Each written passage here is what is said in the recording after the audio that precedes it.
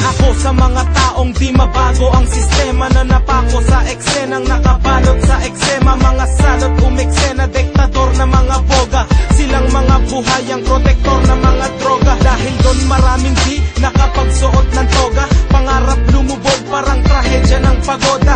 Napakarami ng buhay na sinalanta, relasyon na mag-anak unti-unting nilalanta. Makinig sa kinakanta at sa mga binabanta. Kung ayaw mo rin sa droga, halika lumaban ka at harapin ng maayos ang kinabukasan mo. Baka magsisi ka, huli na ng lunasan mo.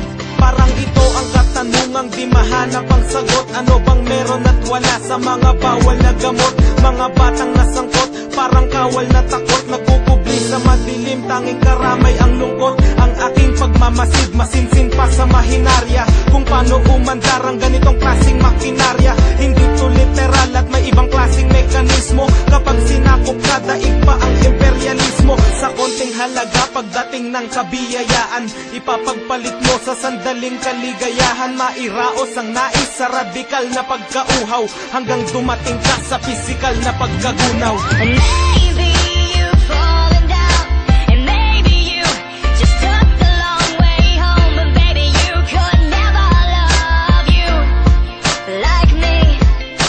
And one day this will fade away. In the mirror you'll see a smiling face, and standing next to you will always be me.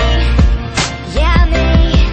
Wala nang pinag-iba ang alagad ng kasamaan sa bumibili ng droga at halaga ng kasarapan. Nagdagdag ng kasalanan, nagdala ng kamalasan sa mga kabataan at sa mga kababayan. Ayoko sa tao na umaani ng damo, lalo na sa mga taong gumagamit ng bato.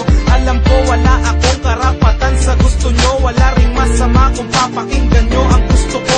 Wala akong pakialam kung ikaw ay nababagot, ang akin lang sa gitna ng krisis, di yan ang sagot. Ang mga dahilan mo, nasabi ko na yan noon, kaya mo ring magbago dahil may Panginoon.